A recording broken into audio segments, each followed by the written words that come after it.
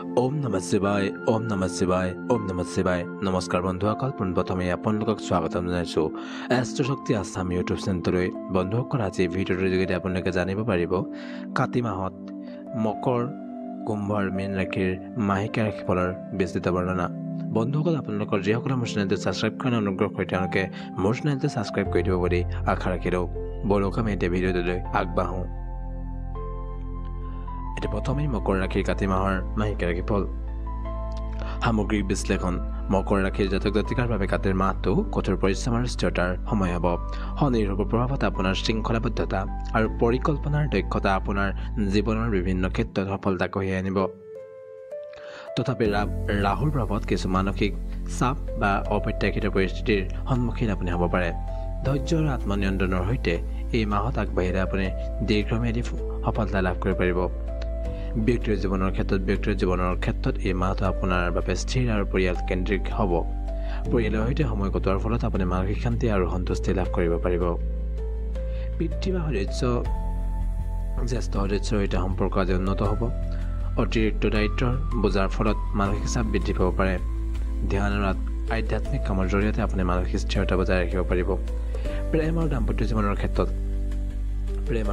জীৱনৰ ক্ষেত্ৰত এই মাহটো মকৰ ৰাশিৰ জাতক জাতিকাৰ বাবে স্থিৰ আৰু গভীৰ হ'ব শুক্ৰৰ প্ৰভাৱত আপোনাৰ সম্পৰ্কত পাৰস্পৰিক বুজাবুজি আৰু বিশ্বাস বৃদ্ধি পাব অবৈধসকলৰ বাবে নতুন সম্পৰ্কৰ সম্ভাৱনা থাকিব পাৰে বিশেষকৈ পৰিয়াল বা কৰ্মক্ষেত্ৰৰ জৰিয়তে এই সম্পৰ্ক আগবাঢ়িব দাম্পত্য জীৱনৰ ক্ষেত্ৰত সংগীৰ সৈতে মানসিক সংযোগ গভীৰ হ'ব অতিৰিক্ত গুৰুত্বপূৰ্ণ মনোভাৱৰ ফলত সৰু সুৰা মতানৈক্য সৃষ্টি হ'ব পাৰে খোলাখুলি কথা বতৰাই আপোনাৰ সম্পৰ্ক মজবুত কৰি তুলিব শিক্ষাৰ ক্ষেত্ৰত এই মাহটো মকৰ ৰাশিৰ ছাত্ৰ ছাত্ৰীৰ বাবে কঠোৰ পৰিশ্ৰমৰ ফল দিব শনিৰ প্ৰভাৱত আপোনাৰ শৃংখলাবদ্ধতা আৰু একাগ্ৰতা বৃদ্ধি পাব যিয়ে প্ৰতিযোগিতামূলক পৰীক্ষা বা উচ্চ শিক্ষাৰ ক্ষেত্ৰত সফলতা কঢ়িয়াই আনিব ৰাহুৰ প্ৰভাৱত মানসিক বিভ্ৰান্তিৰ সম্ভাৱনা থাকিব নিয়মিত পঢ়া শুনা আৰু শিক্ষকৰ পৰামৰ্শৰ জৰিয়তে ফলাফল উন্নত কৰিব আৰ্থিক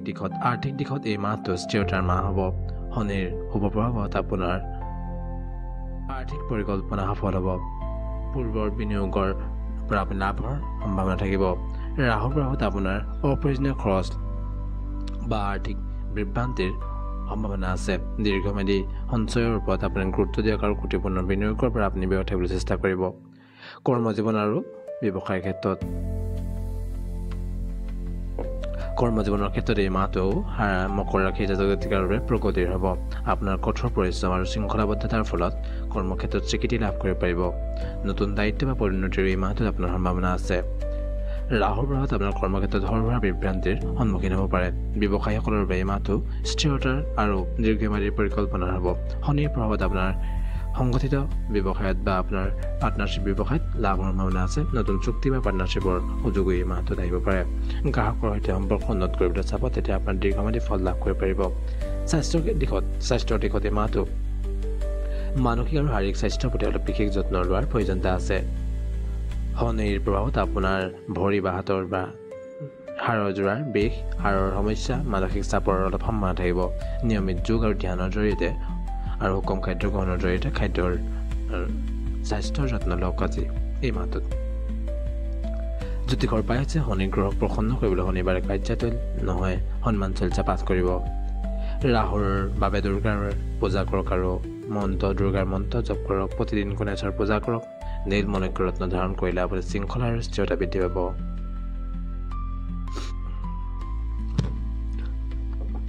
কুম্ভ ৰাশিৰ কাতি মাহৰ এতিয়া মাহেকীয়া ৰাশিফললৈ আগবাঢ়োঁ কুম্ভ ৰাশিৰ সামগ্ৰিক বিশ্লেষণ কুম্ভ ৰাশিৰ জাতক জাতিকাৰ বাবে কাতিৰ মাহটো এক সৃষ্টিশীল আৰু উদ্ভাৱনী সময় হ'ব শনিৰ প্ৰভাৱত আপোনাৰ শৃংখলাবদ্ধতা আৰু দূৰদৰ্শীৰ চিন্তাই জীৱনৰ বিভিন্ন ক্ষেত্ৰত নতুন সম্ভাৱনা মুকলি কৰিব ৰাহুৰ প্ৰভাৱত কিছু অপ্ৰত্যাশিত পৰিস্থিতি বা মানসিক বিভ্ৰান্তিৰ সন্মুখীন হ'ব পাৰে ধৈৰ্য আৰু সঠিক পৰিকল্পনাৰ সৈতে এই মাহত আগবাঢ়িলে আপুনি সফলতা স্থিৰতা লাভ কৰিব ব্যক্তিৰ জীৱনৰ ক্ষেত্ৰত এই মাহটো আপোনাৰ বাবে সামাজিক আৰু সৃষ্টিশীল হ'ব বন্ধু বান্ধৱৰ সৈতে সময় কটোৱাৰ ফলত আপোনাৰ মনত সতেজতা আৰু নতুন শক্তিৰ সঞ্চাৰ হ'ব পৰিয়ালৰ সৈতে সম্পৰ্কৰ কিছু গুৰুত্বপূৰ্ণ আলোচনা হ'ব পাৰে যিয়ে সম্পৰ্কত আপোনাৰ গভীৰতা আনিব অতিৰিক্ত স্বাধীনতাৰ বিচ্ছিন্নতাৰ মনোভাৱৰ পৰা বিৰত থাকক, কিয়নো এই পৰিয়ালৰ মাজত বাধাৰ বা আপোনাৰ সম্পৰ্কত বাধাৰ সৃষ্টি কৰিব পাৰে।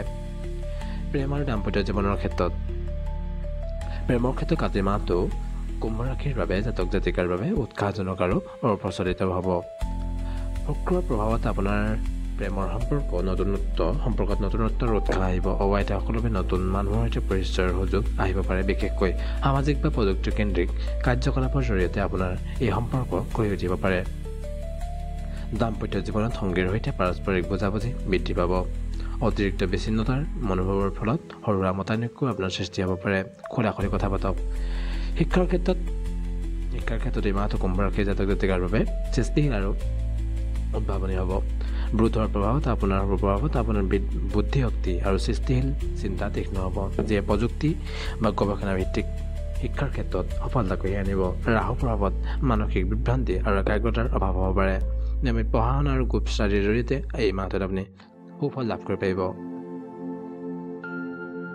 আৰ্থিক দিশত এই মাহটো মিশ্ৰিত ফলাফলৰ হ'ব। শনিৰ প্ৰভাৱত আৰ্থিক পৰিকল্পনাৰ স্থিৰতা আৰু শৃংখলতা বজাই থাকিব। নতুন আয়ৰ উৎস বা পূৰ্বৰ বিনিয়োগৰ পৰা লাভৰ সম্ভাৱনা আছে। ৰাহুৰ প্ৰভাৱত আপোনাৰ উপাৰ্জনৰ খৰচ আৰু আৰ্থিক বিভ্ৰান্তিৰ সৃষ্টি হ'ব পাৰে। কৰ্মক্ষেত্ৰত এই মাহটো কুম্ভ ৰাশিৰ জাতক জাতিকাৰ বাবে প্ৰগতিৰ মাহ হ'ব। আপোনাৰ উদ্ভাৱনী চিন্তা আৰু দলীয় কামৰ ক্ষমতাৰ ফলত কৰ্মক্ষেত্ৰত স্বীকৃতি লাভ কৰিব পাৰিব। নতুন প্ৰকল্প বা দায়িত্বৰ সুযোগ আহিব পাৰে। ৰাহুৰ প্ৰভাৱত আপোনাৰ কৰ্মক্ষেত্ৰত সৰু সুৰা বিভ্ৰান্তিৰ অলপ সন্মুখীন হ'ব পাৰে। ধৈৰ্য আৰু সহযোগিতাৰ মনোভাৱ বজাই ৰাখিবলৈ চেষ্টা কৰিব এই মাহটোত। ব্যৱসায়িক ক্ষেত্ৰত ব্যৱসায়ীসকলে কাতি মাহটো উদ্ভাৱনী আৰু সম্ভাৱনাৰে ভৰা হ'ব। শনিৰ প্ৰভাৱত প্ৰযুক্তি, সামাজিক আৰু উদ্ভাৱন ভিত্তিক ব্যৱসায়ৰ লাভৰ সম্ভাৱনা আছে। নতুন পাৰ্টনাৰশ্বিপ বা চুক্তিৰ সুযোগ আহিব পাৰে। বৃহৎ বিনিয়োগৰ আগতে বজাৰখন আপুনি ভালদৰে পৰ্যবেক্ষণ কৰি ল'ব। স্বাস্থ্যৰ দিশত এই মাহটো মানসিক আৰু শাৰীৰিক স্বাস্থ্যৰ প্ৰতি যত্ন লোৱাৰ প্ৰয়োজন আছে। ৰাহুৰ প্ৰভাৱত আপোনাৰ মানসিক চাপ আৰু উদ্বেগৰ সম্ভাৱনা আছে। হাড়ৰ সমস্যা আৰু স্নায়ুৰ সমস্যাৰ পৰা সাৱধান হ'ব লাগিব। জ্যোতিষৰ উপায় হৈছে শনি গ্ৰহক প্ৰসন্ন কৰিবলৈ শনিবাৰে কাৰ্যাতৈল আপুনি দান কৰক, নহ'লে হনুমান চালিচা পাঠ কৰক। ৰাহুৰ বাবে দুৰ্গাৰ পূজা কৰক, নহ'লে মন্ত্ৰ জপ কৰক। প্ৰতিদিন গণেশৰ পূজা কৰক আৰু ওম গং গণপতায় নমঃ মন্ত্ৰ জপ কৰক। ইয়াৰ পিছত মীন ৰাশিৰ কাতি মাহৰ মাহেকীয়া ৰাশি ফল সামগ্ৰিক বিশ্লেষণ। মীন ৰাশিৰ জাতক জাতিকাৰ বাবে কাতিৰ মাহটো আৱেগিক আৰু আধ্যাত্মিক সময় হ'ব। বৃহস্পতিৰ প্ৰভাৱত আপোনাৰ সংবেদনশীলতা আৰু সৃষ্টিশীলতা জীৱনৰ বিভিন্ন ক্ষেত্ৰত প্ৰকাশ পাব। তথাপি ৰাহুৰ প্ৰভাৱত কিছু মানসিক বিভ্ৰান্তি বা অপ্ৰত্যাশিত পৰিস্থিতিৰ সন্মুখীন হ'ব পাৰে। ধৈৰ্য আৰু আধ্যাত্মিকতাৰ সৈতে এই মাহ আগবাঢ়িলে আপুনি মানসিক শান্তি আৰু সফলতা লাভ কৰিব পাৰিব। ব্যক্তিগত জীৱনৰ ক্ষেত্ৰত এই মাহটো আপোনাৰ বাবে আৱেগিক আৰু পৰিয়ালকেন্দ্ৰিক হ'ব। পৰিয়ালৰ সৈতে সময় কটোৱাৰ ফলত আপুনি মানসিক শান্তি আৰু সুখ লাভ কৰিব পাৰিব। বন্ধু আৰু সম্পৰ্কীয়ৰ সৈতে নতুন আধ্যাত্মিক আৰু সৃষ্টিশীল কাৰ্যকলাপত অংশগ্ৰহণ কৰিব পাৰে। অতিৰিক্ত আৱেগিক সংবেদনশীলতাৰ ফলত সৰু সুৰা বিষয়ত আপোনাৰ মনত দুখ পাব পাৰে। প্ৰেম আৰু দাম্পত্য জীৱনৰ ক্ষেত্ৰত কাতি মাহটো মীন ৰাশিৰ জাতক জাতিকাৰ বাবে অত্যন্ত আৱেগিক আৰু ৰোমান্টিক হ'ব। শুক্ৰৰ শুভ প্ৰভাৱত আপোনাৰ প্ৰেমৰ সম্পৰ্কত গভীৰতা মধুৰতা আহিব।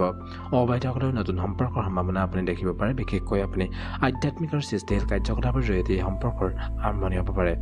দাম্পত্য জীৱনত সংগীৰ সৈতে মানসিক সংযোগ গভীৰ হ'ব।